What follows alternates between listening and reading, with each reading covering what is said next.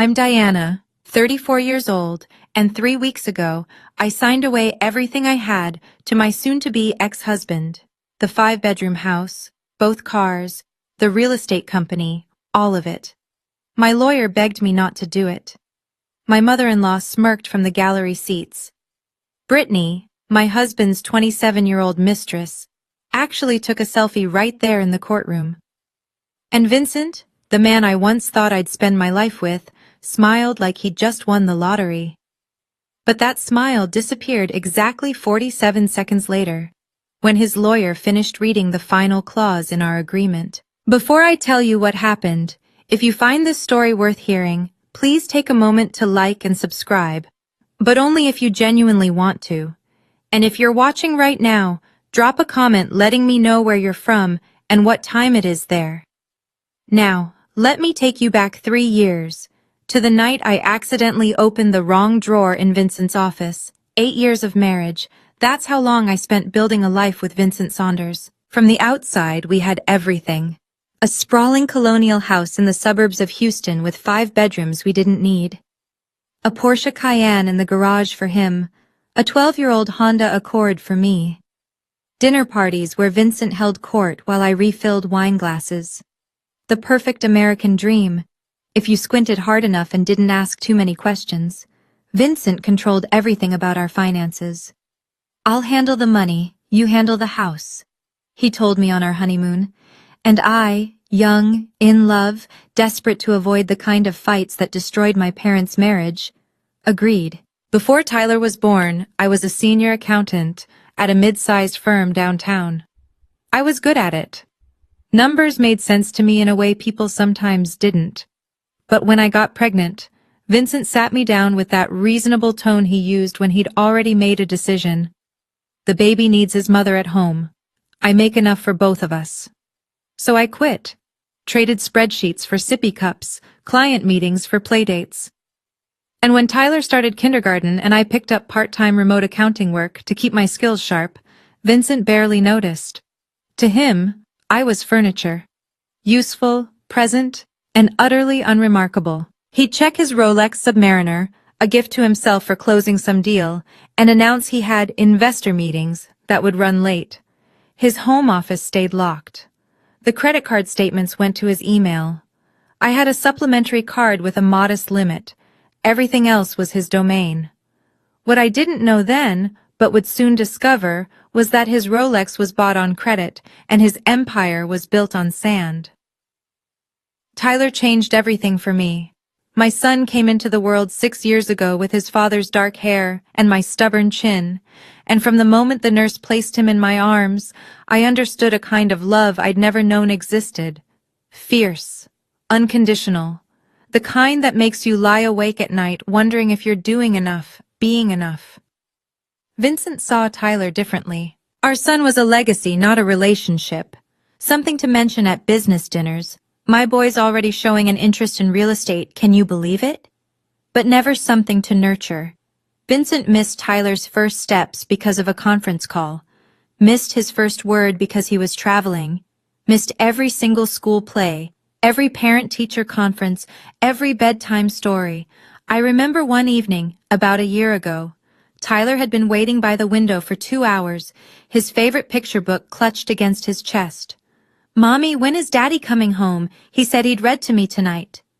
I texted Vincent. No response. Called. Voicemail. Tyler fell asleep on the couch, still holding that book. When Vincent finally walked in at 11, smelling faintly of cologne that wasn't his usual, I asked if he'd forgotten his promise. He barely looked up from his phone. "I'm building a future for this family, Diana. Tyler will understand when he's older." But I saw my son's face the next morning when he realized Daddy had come and gone without even saying goodnight. That was the night I realized something had been wrong for longer than I wanted to admit. Vincent hadn't hugged Tyler in 3 months, hadn't asked about school, about friends, about anything. Our son wasn't a priority. He was an afterthought. The night I found out the truth, I wasn't even looking for it. 3 years ago, Tyler had a school field trip coming up, and I needed his passport for some reason I can't even remember now. Vincent usually kept our documents in his office, But that night he'd left for one of his late meetings and forgotten to lock the door. I found the passport easily enough. Top drawer, right where he said it would be. But as I pulled it out, my hand brushed against a folder I'd never seen before.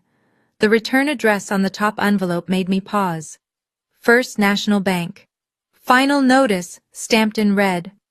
My accountant's brain kicked in before my wife's heart could stop me. I opened it.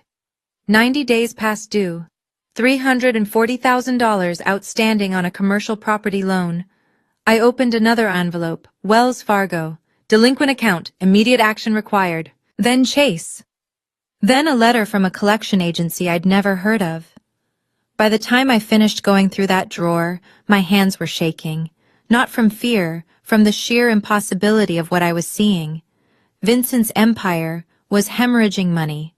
The properties he bragged about at parties were underwater. The company that was supposed to be our retirement was drowning in debt. Over $2 million.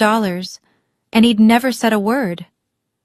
I sat there in his leather chair for a long time, the papers spread around me like evidence at a crime scene. Then I did something that surprised even myself. I took out my phone, photographed every single document, time-stamped, dated, crystal clear. Then I put everything back exactly as I'd found it, turned off the light, and walked out. I didn't sleep that night, but I wasn't scared anymore. I was calculating. The next morning, I made a phone call to someone I trusted more than anyone, my college roommate Rachel Morrison. Rachel worked at a regional bank. We'd stayed close over the years, the kind of friendship that picked up right where it left off no matter how long between conversations. She was also the only person who'd ever looked at Vincent and said, "I don't know, Di. Something about him feels off." I should have listened to her then. I was listening now. "I need to run a credit check," I told her, "on myself. And I need to understand what debts might be attached to my name as a spouse." Rachel didn't ask why. She just said, "Come to my office tomorrow. Bring your ID." What I learned over the following weeks confirmed my worst fears and revealed something unexpected. Most of the debt was in Vincent's name alone, or tied to his company. But he'd taken out 2 loans using both our names without my knowledge, forged my signature, or used an electronic version I'd never authorized. "This is fraud," Rachel said quietly, showing me the paperwork. "You could report him." "Not yet." I folded the copies she'd made and slipped them into my purse. "I need to know the full picture first." And so began my 3-year education in financial survival. I opened a savings account at a different bank, one Vincent had no connection to. Every month, I funneled what I could from my part-time work. 200 here, 300 there. I documented everything, saved every email, every statement, every scrap of evidence that crossed my path. Rachel checked in periodically with updates. "The debt's growing, Diana, not shrinking." I wasn't surprised, but I was ready. Vincent had no idea his wife was watching and waiting. A year ago, Vincent started coming home smelling like someone else. It wasn't obvious at first. A hint of perfume that wasn't mine, a text notification he'd silenced too quickly, business trips that seemed to multiply overnight. But I'd spent 3 years training myself to notice everything, and Vincent had grown careless with a wife he considered beneath his attention. The late nights became later. The investor dinners more frequent. He upgraded his wardrobe, $3,000 Tom Ford suits charged to credit cards that were already maxed, while I still wore dresses from 5 years ago. "You should put more effort into your appearance," he told me one evening, adjusting his new silk tie in the hallway mirror. "Brittany, she's a new business associate. She always looks put together. Professional women understand the importance of presentation." Brittany. The name he said too casually, too often. I didn't confront him. What would be the point? I already knew our marriage was a facade. I just needed to know how long I had before the facade crumbled completely. One night, Vincent left his phone on the kitchen counter while he showered. The screen lit up. "Can't wait to see you tomorrow. Wear the blue tie I like. XOB." I didn't touch the phone. Didn't need to. The preview told me everything. That same week, I noticed him deleting his browsing history, changing passwords, making calls from the garage where he thought I couldn't hear. But here's what Vincent never understood about me. I wasn't plotting revenge. I wasn't consumed by jealousy or heartbreak. I'd made my peace with who he was long ago. I was simply gathering information, building my case, waiting for the moment when he would finally show his hand. That moment came sooner than I expected. The first time I met Brittany Lawson, she was wearing a knockoff Birkin bag and Vincent's arm around her waist. It was his mother's birthday dinner, a monthly ritual at Evelyn Saunders's pristine colonial in River Oaks, the kind of house where the silverware matched and the help knew to be invisible. I'd been attending these dinners for 8 years, always feeling like a guest who'd overstayed her welcome. That night, Vincent walked in with Brittany like she belonged there. "Everyone, this is Brittany. She's been consulting on some new investment opportunities for the company." She was 27, all blonde highlights and practiced smiles. Her dress was designer, or designed to look designer. I'd spent enough years auditing luxury goods to spot the tells. The stitching on her bag was uneven, the hardware slightly off color, but no one else noticed. They were too busy fawning. "Vincent finally found someone with ambition," Evelyn announced, squeezing Brittany's hands like she was welcoming a long-lost daughter. Then she glanced at me with that thin smile I'd grown accustomed to. "Diana, be a dear and help Maria bring out the appetizers." I spent that dinner in the kitchen and the margins, watching my husband parade his mistress in front of his family, while they pretended not to see what was obvious. Tyler sat beside me, confused. "Mommy, who is that lady? Why is she sitting in your chair?" "She's nobody important, sweetheart." Brittany laughed at something Vincent said, her hand lingering on his sleeve. I watched Evelyn beam with approval, and I thought, the bag isn't the only fake thing at this table. But Brittany wasn't my enemy. She was a symptom. The real threat was the man she didn't know was already bankrupt. In more ways than one. 6 months before the final hearing, Vincent sat me down at our dining table and delivered the news like he was announcing a quarterly earnings report. "I want a divorce." No preamble, no apology. Just 5 words dropped between us like a contract termination. I'd known this was coming. Had prepared for it, planned for it, almost welcomed it. But hearing him say it still felt like a door slamming shut on a decade of my life. "I see," I said. "What are you proposing?" Vincent leaned back, his expression the same one he used when negotiating with people he considered beneath him. "I want the house, the cars, the company, everything we built. I'll be keeping it." "And what about me?" He shrugged. "You can keep Tyler. I'm not interested in custody battles. The kid would slow me down." The kid. Our son. 6 years old, innocent, adoring, and his father couldn't even be bothered to use his name. "You're sure?" I kept my voice steady. "You want everything?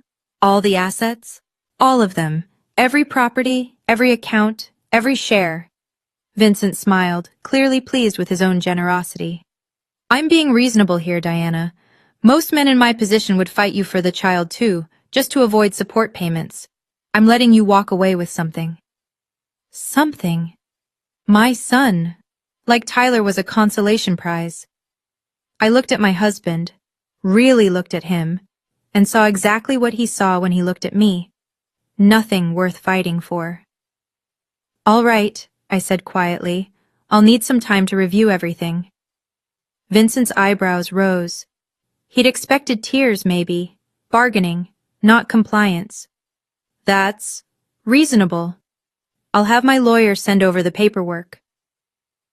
What he didn't know was that I'd been waiting for this moment for 3 years, and I was ready. The first meeting with Vincent's lawyer happened in a corner office downtown, all glass walls and leather chairs designed to intimidate. Gerald Hoffman was a silver-haired partner at one of Houston's most aggressive family law firms, the kind of man who charged $600 an hour and looked at opposing parties like they were problems to be eliminated. Vincent had clearly chosen him for exactly that reason. I came alone, no lawyer, just me and my 5-year-old Blazer, sitting across from two men who clearly thought the meeting was a formality. Mrs. Saunders, Gerald began, sliding a thick folder across the table. My client has prepared a comprehensive proposal for the division of marital assets. Given the circumstances, we believe this is more than fair. I opened the folder. Pages of legalese detailing how Vincent would retain sole ownership of everything: the house, vehicles, investment accounts, and Saunders Properties LLC. In exchange, I would receive my personal belongings and custody of Tyler. No alimony, no portion of the business, nothing. Vincent watched me read with a satisfied smirk. "She doesn't need a lawyer," he said to Gerald, not bothering to lower his voice. "She's just a part-time bookkeeper.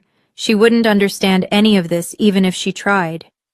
Gerald looked uncomfortable. "Mr. Saunders, I really should advise that your wife retain independent counsel." "Not necessary." Vincent waved his hand dismissively. "Diana knows I built everything. She contributed nothing, right, Diana?" I closed the folder and met his eyes. "I'll need a few days to review this, then I'll provide my response." Vincent blinked, clearly expecting immediate surrender. But he recovered quickly, that arrogant smile returning. "Take all the time you need. The outcome won't change." I walked out of that office, and I wasn't a victim. I was a woman with a plan. Within a week, Vincent had rewritten our entire marriage for public consumption. "Diana's being completely unreasonable," I overheard him tell mutual friends at a neighborhood gathering I hadn't been invited to. "I'm offering her a clean break, and she's trying to drag this out, probably hoping to take half my company when she never worked a day for it." The Whisper network moved fast. People I'd known for years suddenly stopped returning calls. A mom from Tyler's school gave me a sympathetic look and said, "I heard about everything. It must be so hard realizing you weren't compatible." Compatible. As if I was the one caught with a 27-year-old mistress. Then came Evelyn's call. "Diana." Her voice carried that particular frost she reserved for people who disappointed her. "I understand you're making this difficult for Vincent. May I remind you that my son built that company from nothing? You were lucky to live in that house, drive those cars, wear the lifestyle he provided. Don't embarrass yourself by pretending you deserve more." "I haven't asked for anything, Evelyn." "Good. Keep it that way. And don't drag this through the courts. It would be humiliating for everyone, especially Tyler." She hung up before I could respond. That same night, I discovered something while reviewing the property records I'd been quietly collecting. Vincent had mortgaged our family home, the house we lived in, without my consent or signature. A second mortgage, taken out 18 months ago. Under Texas law, he needed my approval for that. He didn't have it. I photographed the document, added it to my file, and felt something settle in my chest. Let them think I was weak. Let them think I was beaten. The people who underestimate you always leave the biggest blind spots. Rachel was the one who found Margaret Collins. "She's handled some of the ugliest divorces in Houston," Rachel told me over coffee at a cafe far from our usual spots. "And she wins, not because she's ruthless, because she's thorough." Margaret's office was nothing like Gerald Hoffman's glass tower. It occupied the second floor of a restored Victorian near Montrose, all warm wood and framed credentials. She was in her early 50s, with silver-streaked hair and eyes that assessed me the moment I walked through her door. "Sit down, Mrs. Saunders. Tell me everything." So I did. 3 years of documentation. The debt, the forged signatures, the affair. Vincent's demands. The social pressure. All of it laid out on her desk in organized folders I'd prepared myself. Margaret reviewed each piece methodically, occasionally making notes on a yellow legal pad. When she finished, she looked up at me with something I hadn't seen in a long time. Respect. "You've done remarkable work here. Most clients come to me in crisis. You've come prepared for war." "I'm not interested in war," I said. "I'm interested in freedom." Then let me tell you what your options are. She set down her pen. Based on what you've shown me, you could fight for half of everything. Texas is a community property state. You have grounds. Half of 4.7 million in debt? Margaret smiled, the first real smile she'd shown. You understand the situation better than your husband does. I've had 3 years to understand it. He still thinks he's a millionaire. Then let me ask you something. She leaned forward. What do you actually want out of this divorce? I thought about Tyler, about my savings account, about starting over with nothing but my son and my dignity. I want him to get exactly what he's asking for. Margaret studied me for a long moment, then pulled a thick legal textbook from her shelf. Under Texas law, when marital assets are divided in a divorce, the debts attached to those assets can be assigned as well. It's called a liability assumption clause. She opened to a marked page. If one party agrees to take ownership of an asset, they can also be required to assume full responsibility for any liens, mortgages, or debts associated with it. So if Vincent wants everything, then Vincent gets everything, including the $4.7 million in liabilities currently attached to those assets. Margaret's pen traced a line in her notes. The key is ensuring the agreement is explicit and legally binding, and that he signs it voluntarily, with full knowledge of what he's agreeing to. He won't read it carefully, I said. He never does. He already thinks he's won. That's his choice. Margaret closed the book. But we need to protect you legally. There's a document called a waiver of independent review. Essentially, he'll be acknowledging that he had the opportunity to have everything examined by financial experts and chose not to. His lawyer will tell him to get an independent audit. Almost certainly. But will Vincent listen? I thought about my husband, his ego, his certainty, his absolute conviction that he was the smartest person in any room. No, he won't. Then here's what we do. Margaret pulled out a fresh legal pad. We draft an agreement that gives him exactly what he's demanded. The house, the cars, the company, all of it. We include the liability assumption clause on page 47 of a 52-page document, and we wait for him to sign away his own future. And if he reads it, then you're no worse off than you were before. She met my eyes.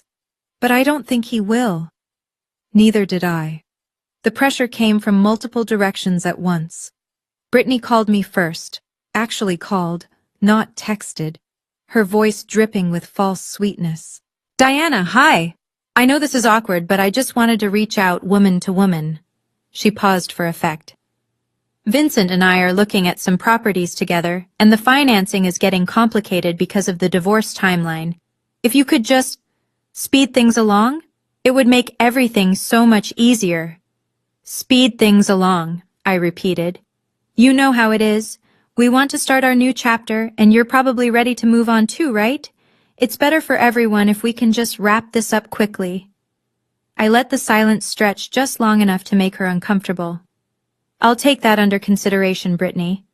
Then Vincent weighed in via email, always documenting himself, never aware of how those words might look later. Diana, my patience is running thin. If you don't sign within 2 weeks, I'll file a motion claiming deliberate delay. Gerald says I have grounds. Don't make this ugly. The threats continued. His lawyer sent formal letters. His mother left voicemails. Even acquaintances started reaching out with helpful advice about accepting reality.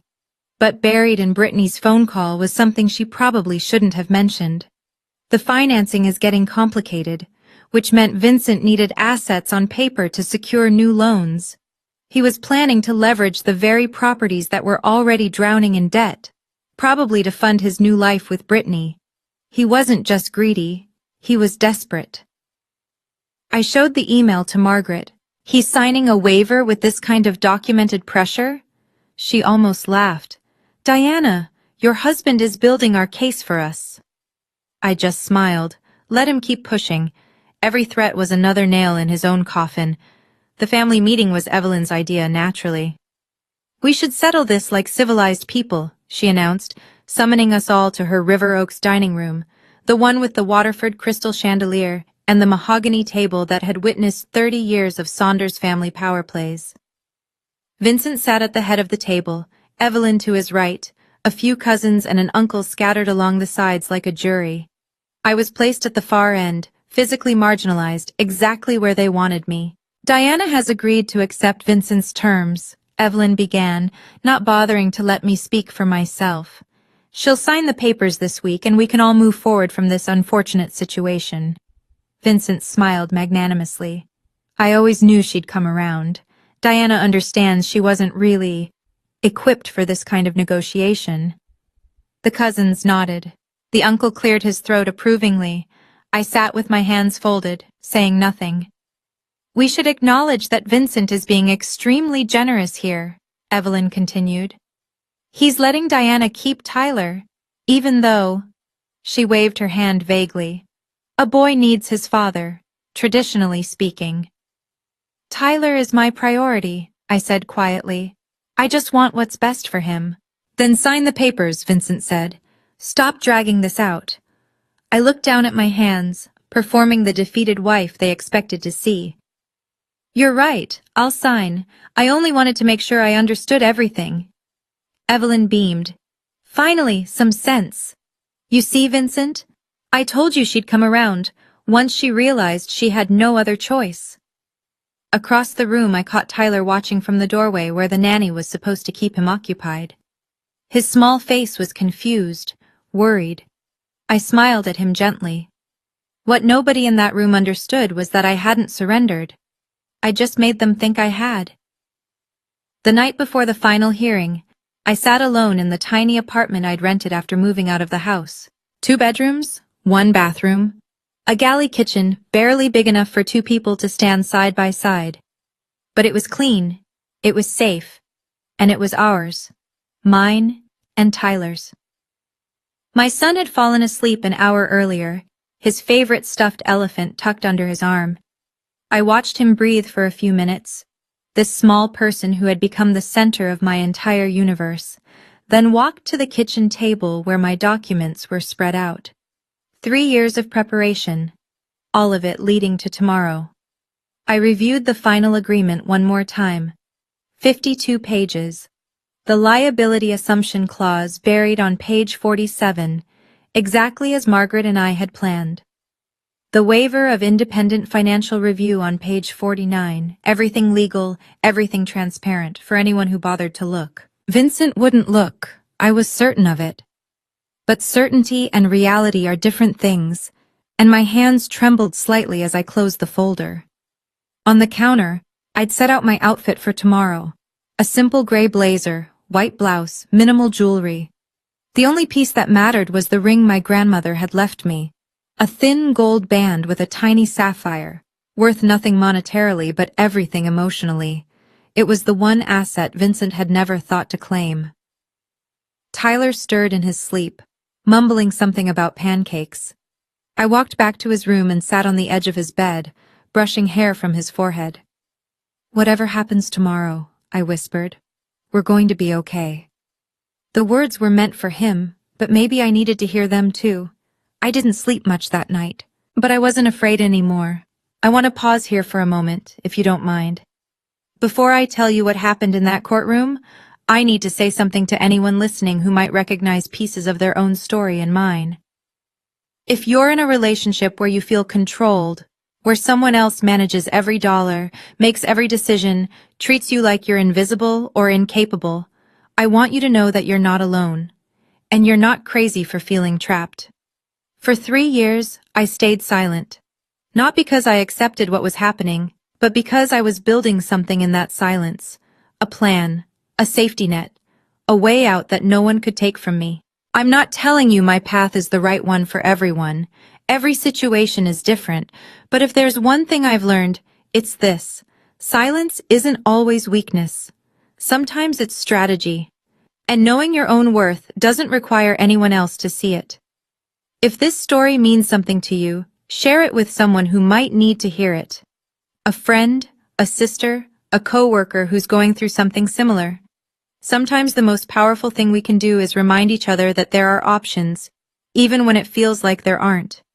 Hit that like button if you want to help more people find this video. And if you're still here, still listening, comment and tell me, have you ever been underestimated? How did you prove them wrong? I'll be reading every single response. Now, back to the morning of the hearing. I dropped Tyler off at Rachel's house, kissed him goodbye, and drove to the courthouse in my old Honda Accord. The Porsche was already in the parking lot when I arrived. Vincent had gotten there early, eager to claim his prize. He had no idea what was waiting for him. The morning of January 3rd was unseasonably warm for Houston. 68 degrees, bright sun cutting through wispy clouds. I stood outside the family courthouse, watching my breath not fog in the air, feeling strangely calm. 3 years of waiting, and it had come down to this. One hearing, one signature, one moment that would determine the rest of my life. My phone buzzed. Margaret, in the building, room 4B, ready when you are. I texted back a simple coming and walked through the glass doors. Inside, the courthouse hummed with the mundane business of endings. Couples signing custody agreements, lawyers shuffling papers, clerks stamping documents that would reshape families forever. Just another Tuesday for everyone except the people whose worlds were changing. I found room 4B at the end of a long hallway. Through the narrow window in the door, I could see Vincent already seated at the respondent's table, Gerald Hoffman beside him, both men reviewing papers with the relaxed posture of people who believed they'd already won. Margaret was waiting for me outside. How are you feeling? Ready. The word came out steady. Is everything in order? Every document filed, every clause triple-checked. She touched my arm briefly, unusual for her, but somehow exactly what I needed. Whatever happens in there, Diana, you should know. Win or lose, you've already proven you're not who they think you are. I'm not trying to prove anything. I met her eyes. I'm just trying to be free. She nodded once, then opened the door. Vincent looked up as I entered. He smiled, that confident, condescending smile I'd seen 1,000 times. Diana, glad you could make it. I took my seat beside Margaret without responding. Let him smile. It wouldn't last long. The courtroom was smaller than I'd imagined, more intimate. Wood-paneled walls, fluorescent lighting that hummed faintly overhead, rows of gallery seating that were mostly empty. Mostly. Brittany had claimed a spot in the front row, wearing a red designer dress that probably cost more than my first car. She was texting when I walked in, but looked up long enough to give me a smile that was almost pitying. Beside her sat Evelyn Saunders, immaculate in Chanel, her posture radiating the quiet certainty of a woman who had never been denied anything in her life. They'd come to witness Vincent's triumph. A front-row seat to my humiliation. I settled into my chair and watched my husband from across the aisle. He'd worn his best navy suit, a gold tie clip catching the light. The Rolex gleamed on his wrist. To anyone who didn't know better, he looked like a man in complete control. Gerald Hoffman leaned over to whisper something and I caught fragments. Routine. Just need her signature. Home by lunch. Vincent nodded, barely listening. That was when I noticed something interesting. Gerald's face. There was tension around his eyes, a tightness in his jaw that didn't match his confident words. He kept glancing at the thick document folder between them, then at Vincent, who hadn't touched it. Judge Harriet Dawson presiding, the clerk announced.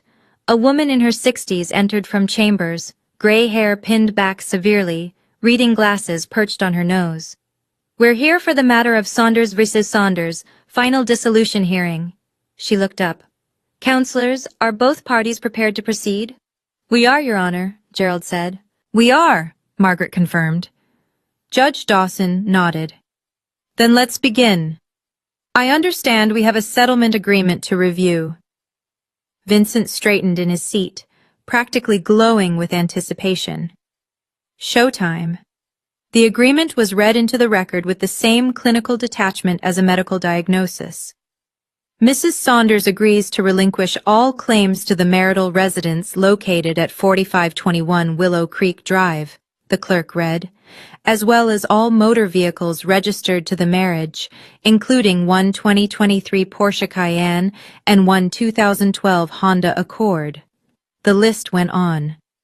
Properties, investment accounts, Saunders Properties LLC and all its holdings. Every asset Vincent had demanded, formally transferred to his sole ownership. Brittany squeezed Evelyn's arm, beaming. Judge Dawson looked over her glasses at me. Mrs. Saunders, you understand that by signing this agreement, you are relinquishing your community property rights to these assets?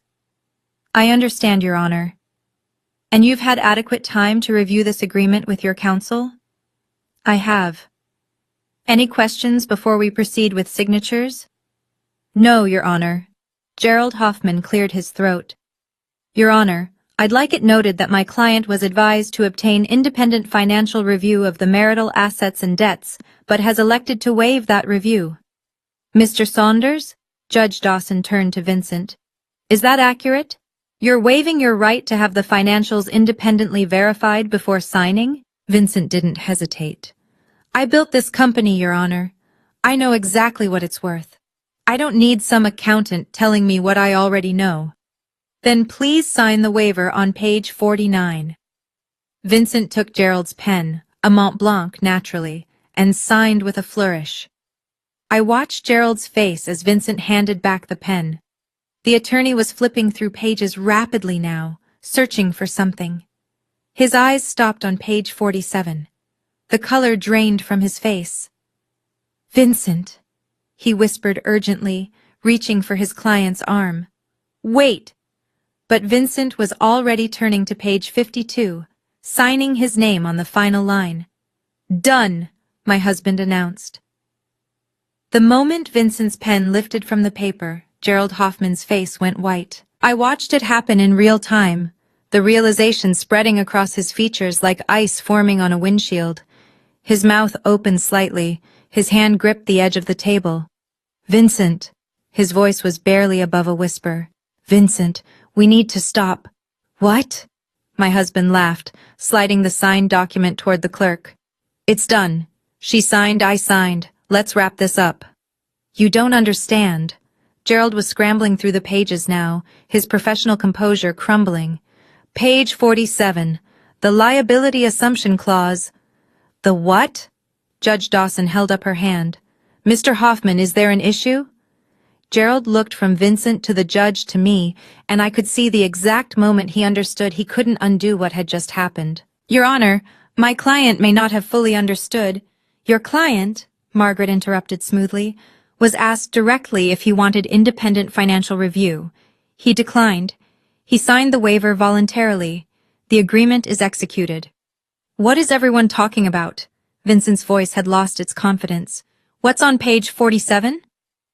Gerald handed him the document, his finger pointing to the relevant clause. I watched my husband's eyes move across the text.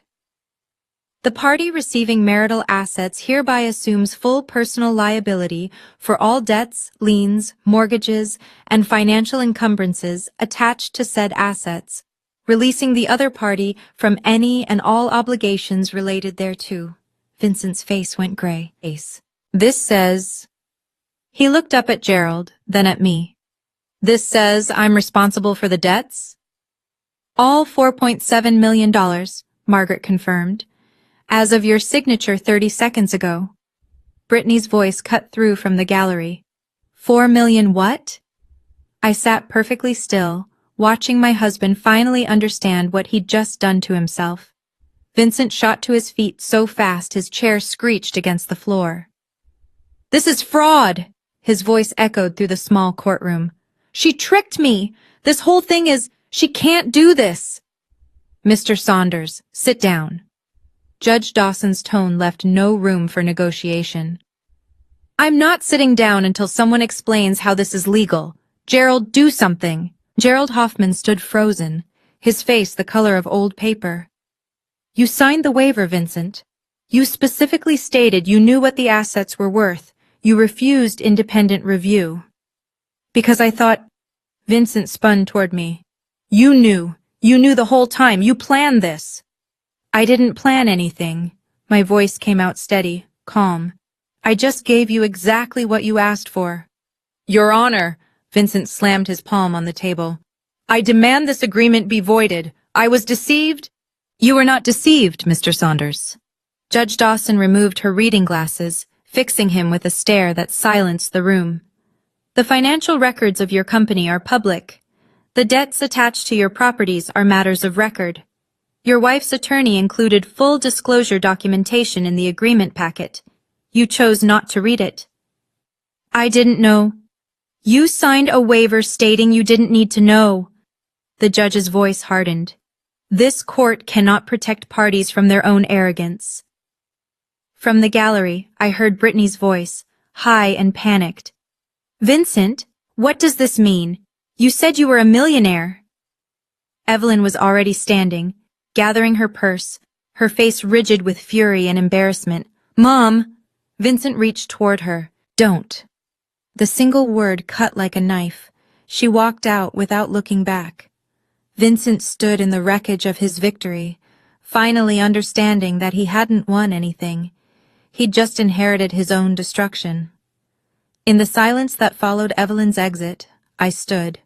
Vincent turned to me, his face contorted with rage and desperation, emotions I'd never seen him show so openly. For 8 years, he'd been the one in control. Now he was watching that control dissolve like sugar in water. You destroyed me, he whispered. You destroyed everything. I walked to the center of the courtroom, close enough that he could hear me clearly, but far enough to maintain the distance I'd been building for 3 years. No, Vincent, you destroyed yourself. I just stopped cleaning up after you. Diana. For 8 years, you told me I had no value, that I didn't understand business or money or anything important. I kept my voice level, the way I'd practiced in front of my bathroom mirror on nights when I couldn't sleep. You said I was just a part-time bookkeeper. You said Tyler was a burden. You said I should be grateful you let me stay. His mouth opened, but no words came. I'm not grateful. I touched my grandmother's ring, drawing strength from the small, familiar weight.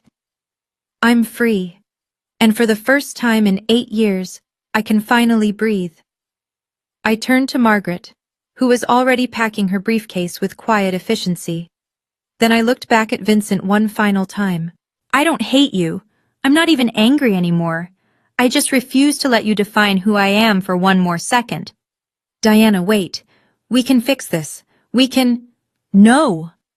The word was final, complete. There's nothing left to fix. I walked out of the courtroom, my footsteps steady on the tile floor. Behind me, I heard Vincent calling my name, heard Gerald trying to calm him down, heard Brittany demanding explanations. But I didn't look back. I was already gone. I was halfway down the courthouse hallway when the shouting started. Through the glass doors of room 4B, I could see Brittany standing in Vincent's path, her face flushed, her carefully applied makeup starting to run. $4.7 million. Her voice carried clearly into the corridor. You told me the company was worth 10 times that. You said we were going to buy a house in the Galleria, travel to Europe, start a family. Brittany, listen. Vincent reached for her arm. She yanked away. Don't touch me. God, I can't believe I fell for this. My father was right about you. Your father cut you off. Because I chose you over him. She laughed, but it was a bitter, broken sound. And now I find out you're not even a real millionaire? You're worse than broke. You're negative broke. Margaret appeared beside me, watching the scene unfold with professional detachment. I've seen a lot of divorces, Diana. This might be the most complete implosion I've witnessed in real time. I didn't plan for this part. I meant it. Watching Vincent's mistress abandon him felt less satisfying than I'd expected. Just exhausting, like watching the final act of a play that had gone on too long. Through the glass, Brittany was already walking away, heels clicking furiously against the marble floor. She pulled out her phone as she passed us, not even glancing in my direction. Daddy? It's me. I made a huge mistake. Can I come home? Vincent appeared in the doorway, looking like a man who'd just watched his entire world collapse. Which I suppose he had. Our eyes met across the hallway. I felt nothing but relief. "Goodbye, Vincent," I said quietly. Then I walked toward the exit, toward my son, toward whatever came next. Freedom had never felt so simple. 3 months after the hearing, Vincent's empire finished crumbling. I heard about it through Rachel, who still had connections at various banks in the city. The details arrived in fragments over coffee, like dispatches from a distant war. The house sold first, $580,000, which wasn't enough to cover the mortgage and second lien. Vincent walked away still owing $320,000 on a property he'd lost. The Porsche was repossessed by the financing company 2 weeks later. The repo man came at 3 in the morning, according to a neighbor who witnessed it. Vincent apparently stood in his driveway in his bathrobe, screaming about lawsuits and wrongful seizure until someone threatened to call the police. Saunders Properties LLC filed for Chapter 7, bankruptcy, in March. The commercial properties Vincent had been so proud of went to auction, where they sold for a fraction of their original purchase prices. The remaining debt, nearly $3 million, stayed with him. He had to move out of the house before the sale closed, Rachel told me. Found a studio apartment in a complex off 290. No doorman, no pool, no anything, really. I nodded, processing the information without satisfaction. And his job? Some small brokerage firm hired him, commission only. Rachel shook her head. From CEO to entry-level sales in 90 days. That's got to be some kind of record. I thought about the man I'd married. His confidence, his ambition, his absolute certainty that he was destined for greatness. I thought about all the times he'd told me I didn't understand business, didn't understand money, didn't understand anything. He did this to himself, I said finally. I just stopped protecting him from the consequences. Rachel squeezed my hand across the table. You know what? That's the best kind of revenge, the kind you don't even have to take. Summer arrived, and with it, a new beginning. Our apartment had transformed over the months from a temporary refuge into something that felt like home. Tyler's drawings covered the refrigerator. Plants crowded the windowsill, herbs I'd started growing to save money on groceries and kept because they made me happy. The living room had a second-hand couch that was more comfortable than any piece of furniture in Vincent's showcase house. I returned to accounting full-time in April, a mid-level position at a firm that valued competence over pedigree. By June, I'd been promoted to senior accountant. My boss said I had exceptional attention to detail. I didn't tell her I'd developed that skill tracking a fraudulent husband for 3 years. Tyler was thriving too. He'd made friends at his new school, joined a soccer team, started reading chapter books before bed. He rarely asked about his father anymore, not because I discouraged it, but because the questions had simply stopped mattering to him. "Mom, watch me!" he shouted from across the park, attempting a cartwheel that ended in a pile of giggles. I applauded from my bench, feeling something I hadn't experienced in years, uncomplicated happiness. My phone buzzed. A notification from the community college. I'd been accepted into their evening CPA certification program. Classes started in September. "What are you smiling about?" Tyler asked, running over to flop down beside me. "Good news, buddy. Mom's going back to school." "Like me?" "Exactly like you." He thought about this for a moment. "Can we celebrate with ice cream?" "Absolutely." We walked to the shop on the corner, hand in hand, and I realized something that surprised me. This small life, this modest apartment, this ordinary job, this simple joy, was everything I'd never known I wanted. And it was entirely my own. I want to take another moment here, if that's okay. We're almost at the end of this story, but before we get there, I have a question for you. Have you ever made a decision that everyone around you thought was insane? Have you ever trusted yourself when no one else did? Because that's really what this story is about. Not revenge, not karma, not watching someone get what they deserve. It's about the quiet voice inside you that knows the truth, even when the noise of everyone else's opinions tries to drown it out.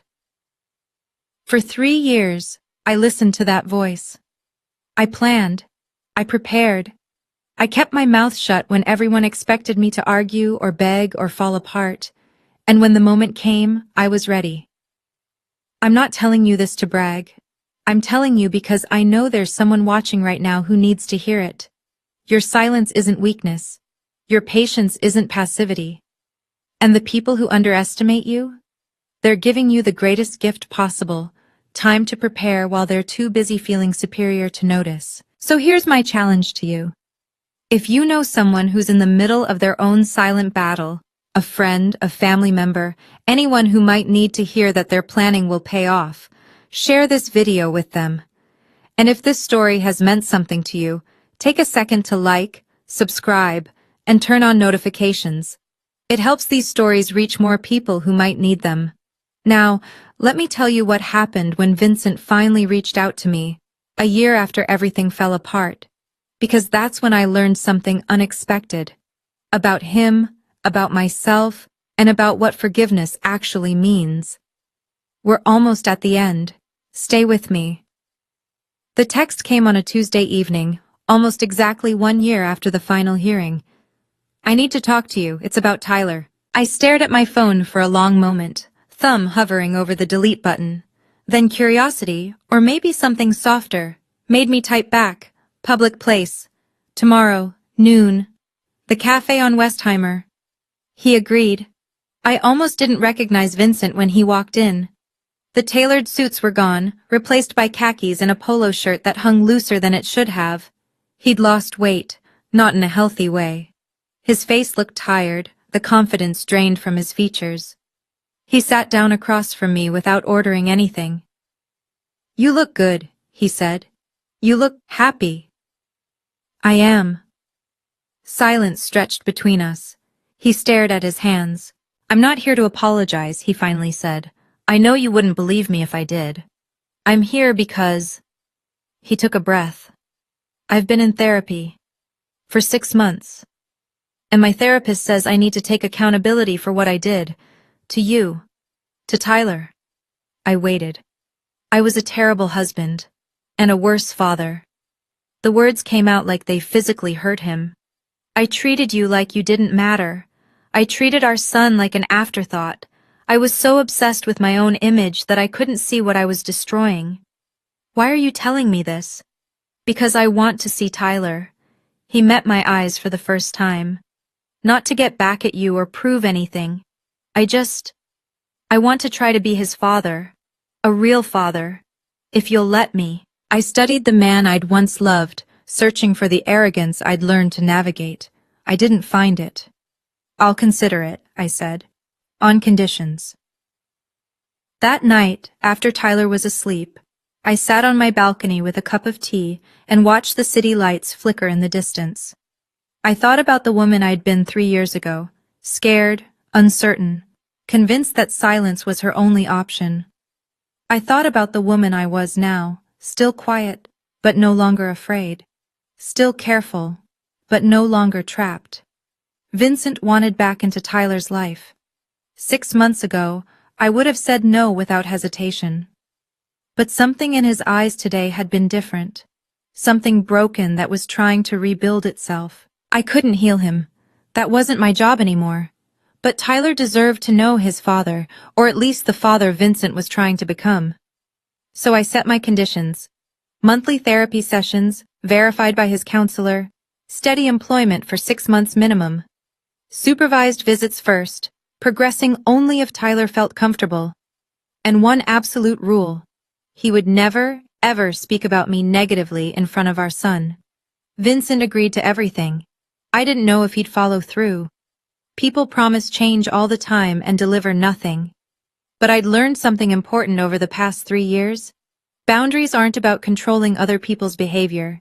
They're about protecting your own peace. I pulled out my journal, something my own therapist had suggested I start, and wrote a few lines. Boundaries aren't walls. They're doors. You choose who walks through them. I chose to give Vincent a door. Whether he walks through it as a better man is up to him. Either way, Tyler and I will be okay. The tea had gone cold, but I didn't mind. I sat there a while longer, watching stars emerge through Houston's light pollution, and let myself feel something I'd almost forgotten was possible. Hope. September arrived with the smell of fresh notebooks and new beginnings. Tyler started first grade the same week I started my CPA certification classes. We developed a routine, homework together at the kitchen table, him practicing his letters while I studied tax law. Sometimes we'd quiz each other. He usually won. What's 4 plus 6, I'd ask. 10. What's the difference between assets and liabilities? I'd laugh. Where did you learn that word? From you. You say it in your sleep sometimes. Work was going well. My boss had mentioned the possibility of partnership track if I continued performing at my current level and finished my certification. For the first time in my adult life, I was building something that belonged entirely to me. Rachel came by one evening with a bottle of wine. The good kind, not the sale rack kind we used to split in college. I have news, she announced, settling onto my second-hand couch. Your ex-husband paid off one of his smaller debts last month. First voluntary payment he's made since the bankruptcy. I took a sip of my wine.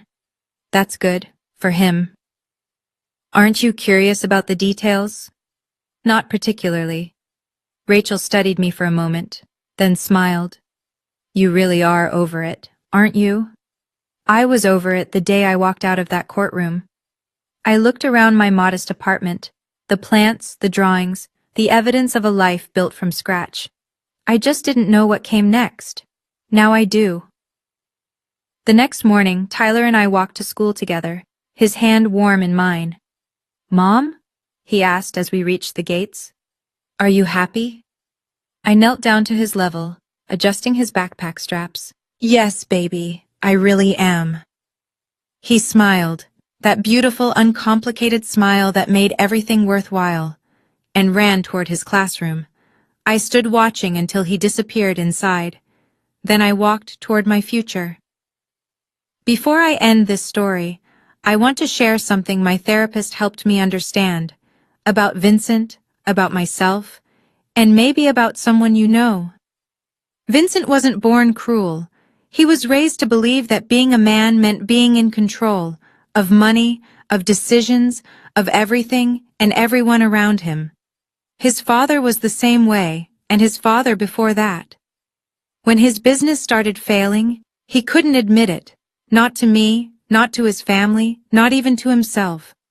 Because in his mind, admitting failure meant admitting he wasn't a real man. So he doubled down, took on more debt, projected more confidence, and when the pressure became unbearable, he found someone new, someone who didn't know the truth, who could reflect back the successful image he so desperately needed to see. Understanding this doesn't excuse what he did, it just explains it. And honestly, it helped me stop taking it personally. His cruelty was never really about me. It was about his own fear of being seen as weak. As for me, I had my own patterns to confront. I avoided conflict because I watched my parents' marriage implode in screaming matches and slammed doors. I thought silence meant peace.